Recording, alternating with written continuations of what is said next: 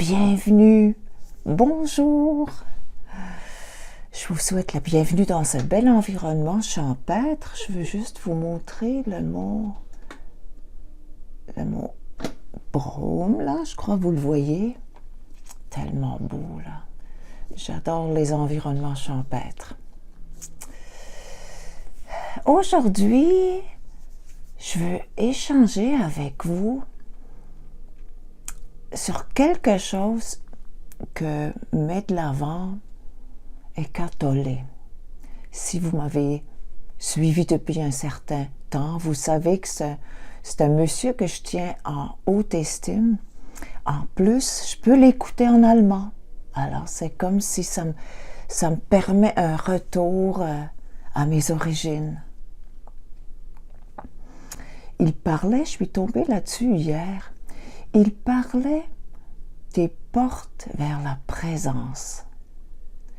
Et comme par hasard, hier, j'ai fait une vidéo à l'extérieur. Ça faisait longtemps que j'en avais pas fait à l'extérieur.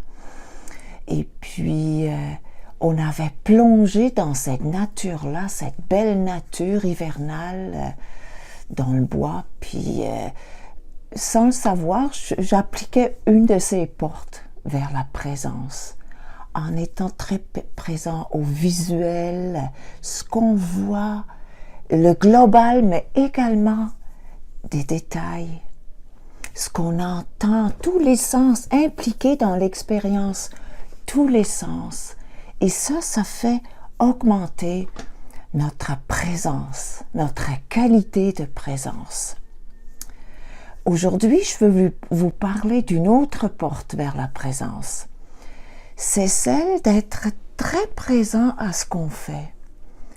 On a tous on fait 1000 choses dans une journée, on prépare des repas, on lave la vaisselle, on se prépare pour travailler, on a nos routines de toutes sortes. Et la plupart du temps, on fait ça sur un mode automatique. C'est bien, c'est aussi très bien parce que ça nous sauve de l'énergie et en même temps, on n'est pas vraiment présent. Alors, comment ça s'ouvre cette porte vers la présence dans une tâche du quotidien? C'est en étant très très présent à chaque geste, au processus. C'est un focus sur le processus, mais une chose à la fois. Pas penser à ce qu'on fait après, vraiment être là. Et il a donné un bel exemple, par exemple d'un restaurant, lorsque un serveur ou une serveuse nous donne une assiette comme ça, elle la met sur la table et puis la voilà, versus avec la présence, vraiment déposer avec conscience, avec présence cette assiette-là. Et c'est toute une différence. Alors, c'est intéressant de faire ça en se brossant les dents, en étant vraiment, vraiment là. C'est ça, on peut le dire comme ça. En étant présent à ce qu'on fait, aux gestes qu'on pose, et pas ailleurs, pas avant, pas après, puis pas en projection dans le futur, et puis après je vais faire ci, puis je vais faire ça. Alors, c'est un excellent exercice de présence. Et ça anoblit le geste. Ça anoblit le geste, ça met de la beauté dans le geste.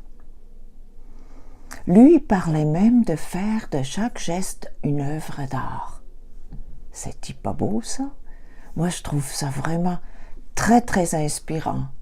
Et j'ai commencé à le faire, ça fait un bout de temps que je le fais, souvent je l'oublie aussi, et je veux vraiment m'arrêter plus aux simples gestes que je pose dans la journée. Alors, est-ce que ça vous tente de l'essayer? Au fond, c'est de la méditation active, c'est rien d'autre que ça. Mais en plus, on fait une œuvre d'art, c'est pas merveilleux ça? Moi, j'aime penser que je fais des œuvres d'art des gestes mon quotidien. Alors, dites-moi ce que vous en pensez. Merci de faire des petits commentaires. Ça me réjouit à chaque fois, beaucoup, beaucoup. Ça me positionne aussi à ce qui vous intéresse.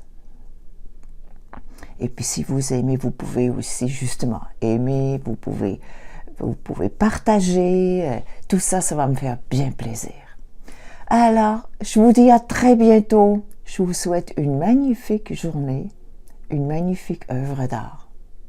Salut!